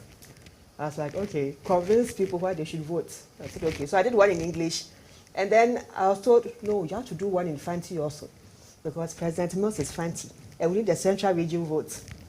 So I had to do 2 adverts. So during the second round, that advert was all over the place. And interestingly, it won me many admirers in the NPP, especially the men. I see. So that is how you broke into it. That is how I broke in. Tell us, how did you break into the political space? Okay, so 2016, before 2016, on campus, actually, when I was in Lagos, I used to do a lot of talking. I used to do a lot of talking with my peers who supported the party as well. So we were MPP people, but not necessarily mainstream or identified as youth that were actively campaigning for the party. But in 2016, after going through what I believe was the worst economic, situation in the country. Of course, Gabriela would disagree, but I was like, you know what? I'm tired of just doing my activism on social media. This time, I'm jumping in. So there are volunteer groups. I joined one of them. One of them, at the time I joined, the group was in crisis, and there was an emergency meeting. And when the meeting was over, there was new leadership. It was my first time attending the meeting, and when new leaders were chosen, I was in it. So it became like, okay, so now you guys are in it. And the group was affiliated to the First Lady. So we had to drop a plan and, come up with things we can do to help her. She was then the flag bearer's wife. But so we had to come up with things to assist and whatnot. And my thing, I love communications and strategy and social media as well as a tool. And I gave her a plan on how we could do better in terms of visibility. And she welcomed me, said, okay, fine. There was a presentation done with her and a few people that managed her at the time. And they said, the question was like, why wouldn't you be a spokesperson? And I'm like, oh, like, this is too much, because you already know what happens when you're thrown into the deep end of the politics. I just felt you need to slowly, ease your way into it. So after that, it became, we won, and we won convincingly, and I became a part of her team. And the politics, I'll tell you that in my 5-year plan, which included birthing twins before 2016. You get the twins? I haven't gotten the twins. I have a boy and a girl. Okay, so I have a 10-year-old and an 8-year-old. What it did was I looked at it like what she said, opportunities come in different forms, So I looked at it, I was like, you know what? Let's restructure, because ultimately one of the things I'm passionate about is creating opportunities for people. And I know we've connected on the Max International platform, and you know how that also is. So as an opportunity to mentor people and get people to understand that they can do anything they want to do once they commit their minds to it. So in the politics, the challenges like we've highlighted here today are all there. And it's, of course, is a different terrain. And in terms of the level of negativity in there as compared to multi-level marketing, when everybody's like, "Ooh, yay! It's a good day, yay! Even when it's raining, yay! We're happy, yay!" It's all positivity. So like night and day. So in it, subsequently, currently a deputy CEO at National Youth Authority, I'm looking at it, and the encouragement I get from people I don't know, and let's say you go to a function and there's a professor, someone that says, "Oh, I saw you on TV the other day and it was just nice listening to you. Don't give up, be in the space," and people that you used to see on TV who send words of encouragement, and you look at it and you're like, you know what, maybe let's just see how this goes. But for me, it was a door that opened that I never thought. It wasn't a plan for me, like people that was like, "Oh, how do I enter into politics?" No, it was never a plan for me. It was, let me volunteer. And the spirit of volunteerism, you'd ultimately have everything you need. That's the thing about volunteering. Openness of heart, positivity, and it just might happen that something that is meant for you would open up, and then you just run the course with it. So that's how it worked out for me. Fantastic. So what I'm picking from here is that politics, I mean not politics, but basically volunteering will give you the opportunity. And not only that, the need for you to bring everything that you know, everything that you have within you, not just saying that, "Oh, I'm volunteering, so why do I need to show that I know this particular thing, or I know this particular thing." Everything that you know, bring it to the table, and you maybe never know what that would lead you into. Fantastic. I mean, I hear that you guys are asking questions. For those on Zoom who want to ask questions with your own voice, don't forget to use the raise hand feature, and then you'll be patched in. And so, Esther, we've seen that the individual leading the charge, or the opportunity to engage politically, is the right way. But is there anything that can be done at the policy level to bridge this gap? I think what's interesting, first I do really want to celebrate and salute my sisters here, because Okay. I really found both of you to be brilliant in your particular ways. And I think it's very important in the presence of brilliance that you honor it in that moment. So Salute. Excellent. And the salute is not a party salute. It's just a woman sister salute.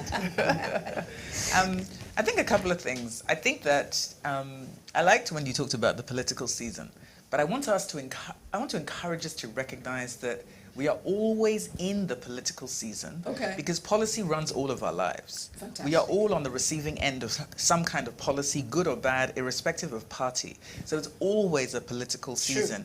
And the nature of your engagement is political, not because you're affiliated to a party, but because there's some policy somewhere that guides your actions, whether you voted for it or not. And so particularly for young women, the idea of being engaged shouldn't be seen as an act of joining a political party as much as it is a sign of your citizenship. That engaged citizenship means being political. They're intertwined, they're one and the same. I also think what I call soft policy, which is a very important way to introduce particularly women to leadership, is through reimagining education. I think that the NCCE, the National Commission for Civic Education, is a very important space for young women. I think that school is a really important way to find paths for leadership, not in the traditional way. I think you spoke about your entry point wasn't necessarily traditional. And I think what's very important about the examples is it demonstrates that there is no one way into politics. And that should be the lesson that you take. So that if there's not one way, you come from a political family, yours was more an act of volunteerism. So whether it's family, volunteerism, there are creative ways to engage in politics. The last thing I would say is that especially as you're younger and thinking of it coming in, being political is not about the party. It's about your engagement in a community. Engagement in a community. Active engagement in the community with the intention of bringing solutions to make that community run better. Because the best politicians are problem solvers. And sometimes the problem solving is the recognition that you are not the best equipped to solve this problem, and actually there's somebody around you who's better. I really liked that Gabriela spoke about ego, because I think ego is the driver of failure. Because ego teaches you that you are the single most qualified person to do everything. Donald Trump is a perfect example of where ego should never take you. You will drown, and you won't just drown, you will take others with you. Because ego will not stop you when it needs to. And that humility is actually a quality of leadership. Because it allows you to still your own voice and listen to who's in the room and explore what other opportunities may be available to make something happen. So that the policy is multiple, and it is not just limited to party politics. I love that. I really, really love your point, Esther. And for me, it's active engagement to bring solutions to a society, and active engagement in your space. Fantastic. And we have Bukwe Joseph from Accra. He says that this is the first time I'm joining and I'm loving it. Please be back next 2 weeks, because that is one of our closing conferences on the CoRe lead. But the lead conference will continue from there. We also have Nacho Hammond, who is saying that thank you for making politics so refreshing. Thank you. Thank you. Thank you. We got it done. We got it done. So that's not just about, 2 hard positions or 3 hard positions, but then it's a community that we engage in. Esmeralda says that, Kwedu says that, well spoken, Akosia. And then Esther Ankuvi says that, wow, very interesting. And then Timothy says that you really encourage and implement, and have implemented knowledge in me on how to engage myself in politics. Okay, so Nate Tina says that Akosia Menu's story is a touching one, and you have spoken the truth, because you always create opportunities for people and touch lives near and far. You have a heart of gold. God keep opening doors for you. Amen. Kweki Simpson says that Akosia Menu is a delight to watch. She's so articulate. She made my day. Wow, chai. And Prila K says that sometimes, some group leaders wouldn't want to hear the nice initiatives or nice ways of doing things in volunteer groups. That makes us somehow simply just want to follow. What do we do about that? And Gabriela, I'd like you to speak to that. Okay, before I answer that question, can I add something to what she was saying about what she was describing is largely activism. Yeah. In general. Yeah. But there's a difference between general activism and political activism. And unfortunately for us as a developing country, general activism has limitations. Because, look, if in my community we don't have water, right, and commercial, at the time before we got water, we had this thing we used to call 222. They're these little tricycles providing water as a service. But there are 800 houses in my neighborhood. That solution is not the real solution to addressing our water challenges. So we have to look at putting in a water reservoir system. That is only achieved through political activism because of the quantum of investment that is required at that scale. So as much as you want activism at different levels, because if you go into general activism, for example, that is where your submission fits in perfectly, because that one is generalized and it takes the conversation not just a political angle, but a social, a cultural, and institutional angle dimensions to it. Whereas if we were to look at that issue on gender from a political angle, it would be limited. Because before you can address issues of gender, you have to break structural challenges. You have to address cultural issues. There have to be systematic breakdowns in society for men to recognize the roles that women play. So there are two interrelated, but from different angles, I should say. I'd like to respond, but let me. Don't respond yet, because there are questions from our guests, from our listeners. And they have to play their role, because this is now their segment. You have done yours. This is now their segment. I want to hear their questions. Okay. Yeah. So to get leaders to more or less what the person is actually trying to say is, how do you get the leaders to listen and do what it is that it isn't a straight answered thing. Mm-hmm. First, the question is, what you are putting forward, is it doable? Sometimes we have brilliant ideas, but those ideas just haven't reached their time. Mm-hmm. And perhaps there's lack of resources in the group. Perhaps you don't have the requisite skill set to be able to achieve what it is that as a group you are trying to do. Can whatever it is that you want to put forward, is there a possibility that you can break it down into little projects that can be achieved, and then you should also be able to explain what exactly it is you want the group to do? Because if there's a broader consultation, if there's a better understanding of what exactly it is you all seek to do, I think that it's easier to collaborate and to come to an agreed solution than just putting out a proposal and expecting that group theory it should be accepted. Thank you. Akosia, we are now looking at the political industry. And every industry has its success factors. What would you consider to be the critical success factors for politics? And this is the question from Albert. Success factors in the political system. Yeah. I think one of the things that we're still building a democracy, I should say. It's quite young.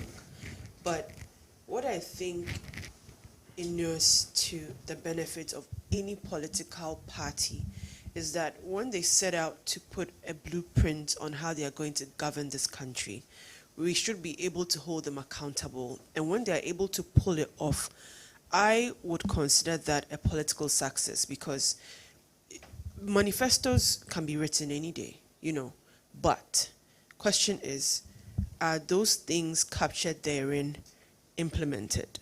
Are lives being touched? Because we've spoken, she spoke eloquently about policy and the fact that the political season is 365. It doesn't end or start within a 3-month period or a 90-day period, because policy is governing our lives. And one of the things that I feel is a success is just sitting here and having this conversation in a country that represents what democracy is about and is a beacon for West Africa as a whole. We've seen what happened in Nigeria, where clearly structures are failing, where people feel they're not being heard. But if peacefully here, people are able to channel their concerns and get things done.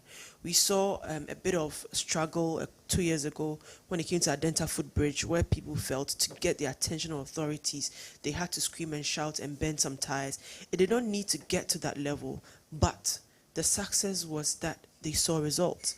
What we constantly need to do is to let people see that dialoguing is effective so long as people see results from that activity. So the political successes is not peculiar to one particular party. There are things that could be done in implemented in her party that would impact lives, yes, but it's seasonal. So long as you're in the seat, your success will be determined by what you promised to deliver and whether you delivered it and the impact it had on people. So the successes, I feel that there are conditions that define it. The democracy we are in, the laws we are governed by, when it comes to political parties, our ideologies, what we stand for, and all these things are little boxes that I think that we are ticking. And I believe that that amounts to the success of what we are doing. But it doesn't end there. It's not a one-time event. It's a journey, and I believe that beyond talking about women in politics, we need to make the political environment so healthy that you don't necessarily need to be at the forefront, but you're as interested in who your MP is, who your assembly person is, how you're able to communicate to them that, this pipe, there's a construction going on here, and I see a pipe is broken, and I don't see any official in the vicinity, but I just want to make this complaint. There should be channels that make it easier for people to communicate and for feedback that encourages them to realize that there's a listening ear somewhere that is aiding in the development. So I believe those are the successes that we can identify. Fantastic. I mean, those are great. And just when the conversation got so interesting, we have to start wrapping up. Okay, so we have this one that we need to talk about, and we have what we in CoRe we have what we call the CoRe Wow Challenge.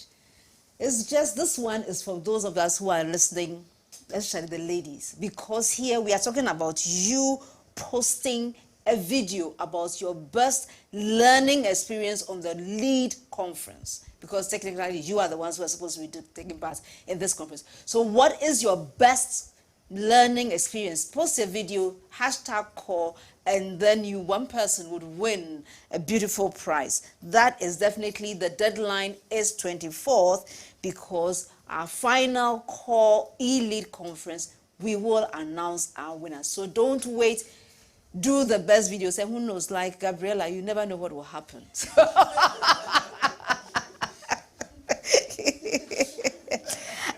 Abina Njiwa says that awesome session. I am encouraged to do more, and I'm hoping to get there. Final question, and this is just a brief one to you, Esther. Our percentage, you mentioned, was it 13%? Who mentioned you in Parliament? How do we encourage more people, more ladies to take up leadership or roles in our parliamentary system? That's to your question, please. I think very briefly, there's one very specific thing, and I call it framing. We have framed party politics as an exclusive club limited to a specific type of person And that type of person will not just gain access, but will ascend through a pipeline. But the truth is, and the reason why I wanted to come back to Gabriela, because I disagree about the notion of political activism, that pressure is a primary quality that helps guide change. And that pressure comes from all different types of people. What is activism? Activism is pressure. And so the idea for young women to recognize that anything, they have felt pressure to be a certain type of person, but they also need to pressurize within their community to move the things along that they want to see changed. And the world of politics responds to pressure. It's that usually the pressure comes from what is defined as those with the power, and power relates to wealth and it relates to money. But there is personal power in citizenship. That's why collectivity within community becomes very powerful, because it's the collective voices that made Adenta happen, that made SARS happen. So never underestimate that. So that as a young woman, don't be dissuaded from your participation because you don't think you have the right pedigree. Your pedigree is established because you are a citizen. Start from there. And when you, instead of thinking about choosing a party, you have to first decide to choose yourself. Choosing yourself means recognizing that I have something to contribute, and then you go on a journey to discover what that thing is. Everybody's contribution is not the same, it's not supposed to be. But the question is, what can I bring? What do I bring? How can I learn more so that I can bring better with more qualification, with more clarity, and make my contribution not just count, but shape, change, influence, and impact?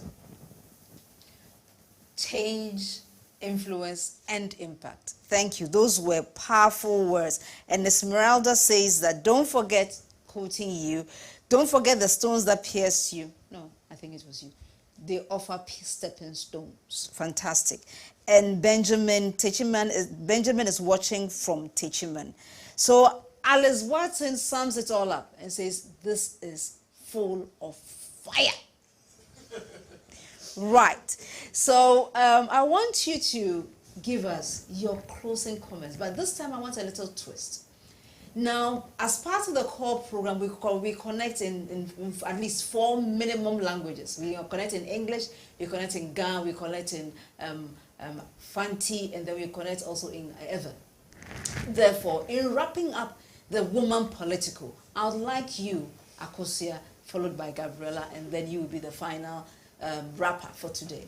What you have said today, can you say it in a Ghanaian language? Doesn't matter whether it's any of the and then of course I was in the Dagbani as well with the counseling.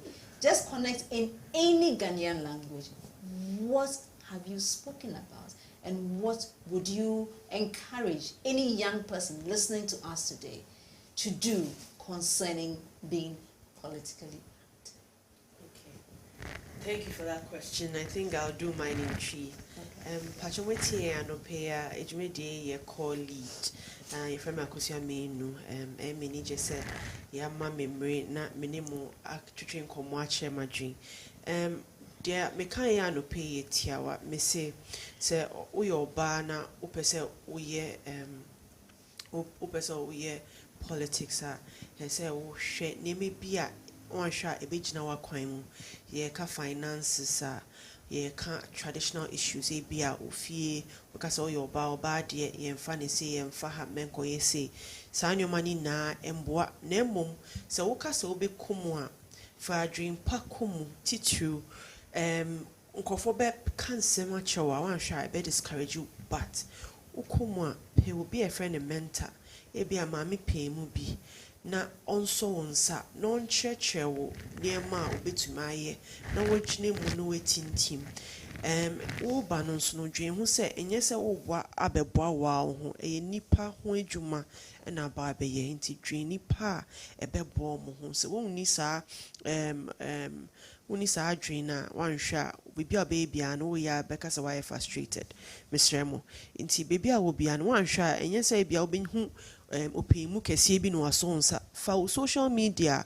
odi posti nyum ne dancing ne asane sa anyoma ni na odi jiweni no fa sa anyoma no start it share what dream, which our dreams are, a dream payment, be very respectful, especially in the space for obu ninim die bibia be and one them say I tried to translate it. I hope I did my best. You did a fantastic job.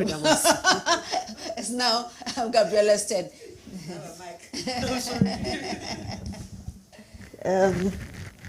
In your name, not of our washing. Oh, yeah, manager pardon me now. When you na what a share, you may say easy.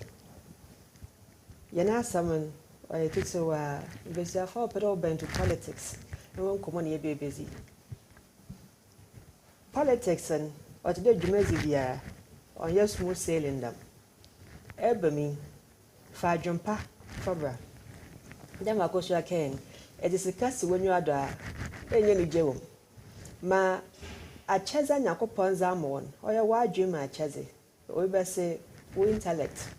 We talent. Jumezi be a one sayan. She showed me not a day, even as in able to. Aya, as a bobo mangana. In the morning, yet, would you not be? As what the wakumado. Ghana, your manner, Yanko Ponoboy or was a way shy and papa. Big Jay will be. No mum. As a queen there in the Safon, the Yaki Chicaka. But in Bruce pay a chair my head. The Bimbri Yambrepa, Magana Besibia. Enima a papa. In a way in him. Master one day. Bibia over for more politics, man. Memono in yet bigger basic one quan. Nemo was the one who there. The Mazia move for me. Sabe or Chnebi. The Mazia Shababa Bedan in Shira was missing to be pa, me put them a call, the Mikitna. We best say, when you back at there. Do not despise humble beginnings. Abomna starter. A lot of volunteer work, but honestly, no currency as a young political activist. All the women of full never border. No work at oh, them you pay or hard working, or them you pay or responsible. Because ever politics, ma qualities na washing. In yet, degree as a banner, you want to start with normal formal employment. Or a certain you may be. Washing, who level of responsibility or dynamism to political leanings, Nina Bambi.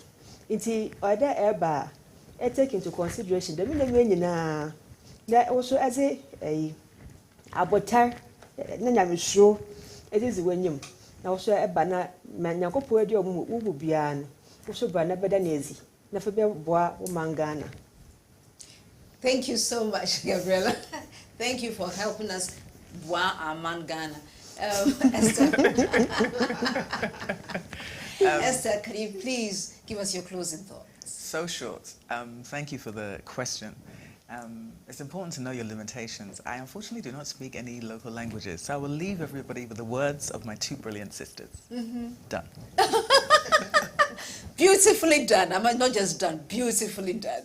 Thank you so much. This week on the learning platform on the CoRe program, we're talking about falling in love, and we have Pearl Edubia Hammond, who did this conversation with us on the learning platform. Tomorrow evening, we are back here, and we are talking about hanging out, and we're saying today that it's going to be just virtual love or real love. You don't want to miss this one. So tomorrow, it's going to be red. So when you are coming, please wear red and come and sit down. We will see you virtually somehow, so we wear red. Well, you have been privileged to be with us on the CoRe Elite Conference. We trended number 3 on Twitter. I would like to lead you with these words from Bayela, Pindarius Bayela. You said, and we are grateful for these words, awesome. All our 3 panelists have the power of communication. Congratulations, CoRe, no size. Thanks for such a beautiful program, Comfort. You watching live from Obuasi. So on the west of Pindaros, we would like to get up and listen to Selfie Efe as she takes us away with one more brilliant poem. Don't go anywhere.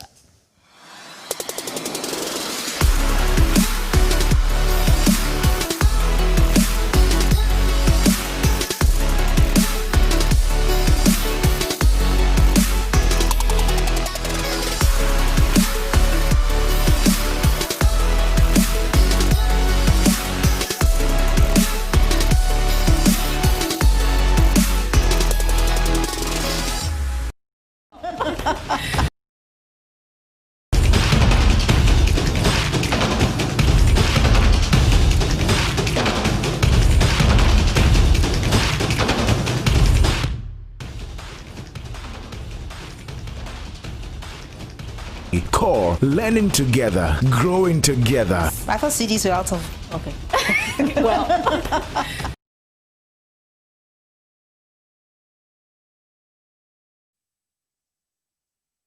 Roads or undulating mounts of dust I rise when your feet fall.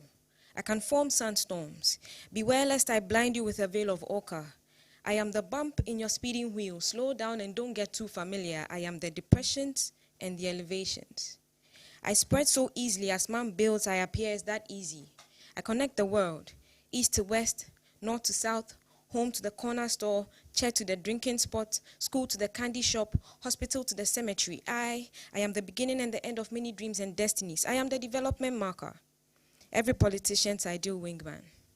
At the right time, I make them look good to society, but there are parts of me that will never be complete. My scars. The parts of me that people will never see. People disrespect me. Me, a high-ranking member of society, complete disregard for etiquette, a bottle thrown out in anger, a sachet out of laziness, and now the once great guards who stood by my side no longer cry because they are choked with trash. No, don't park there. Slow down for the kids from the park over there. Speed up for the cars in the back there. Make sure your car is me-worthy enough. Just adhere, obey my rules, and we're cool. I felt many things. From the collars of a 2-year-old to the feet of a 25-year-old to the feet of a 40-year-old to the worn souls of the worn old. I have felt the frustrations of the feet of the unemployed through sunshine and through cold. I have felt the sweat of the hustlers and the spit of the strugglers. I have tasted the blood of the dead. I have felt the heels of the troubled rich and the bare feet of the happy poor. At least I know what true joy is. I am the life of the day and the dead of the night. I am the extremes of life combined. I am the mob action and the killing, yet I am late night walks and fireflies. I am the way to Jerusalem. I am praises, then I am betrayal. I am triumph, then I am defeat. I am the path to Calvary. You see, the old have seen the worst of me, so if they advise you, listen. I am the mother of vices. I bet the worst of them. And in me, my children have no identity. I am their Christ. It's in me, you are not known. You see, people like to give me fancy names like strawberry and cherry, but nah, I am not that sweet. I am the hustle and uncertainty. I am the struggle. I am pain and poverty. I am lies and gang-led activity. I am cacophony and discordance. I am the conductor. I'll steer you to many places, but I cannot promise to always lead you to the right ones. I am the narrow paths and the highways. I am the footpaths and the broad ways. I am elite tree, arid alleys, and bare barren pavements. I am the way. I am for all of humanity. I am in the bougie estates and the poor communities. I am everything you see in me. I may be irregular, or as the crow flies, I am the streets. At least that's what they call me.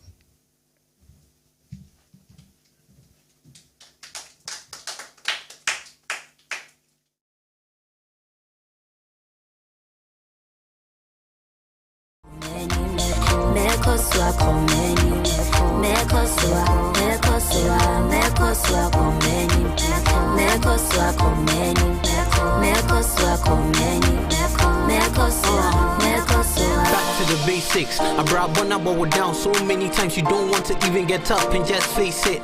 You've been doing your best, trying to test every nest to find the best one you can lay in. That's why the CoRe project is here to help you gain skills to help you succeed and build your own nest. Springboard you to success. Nana, you go break through. Charlie, even COVID can defeat you. Search inside your core and you see you got the MasterCard of life in you. And it's so true, it is past due. So don't let nobody deceive you. I brought one here didn't crack. I say any that's so hot. So this is what you should do. Charlie, still move. Make us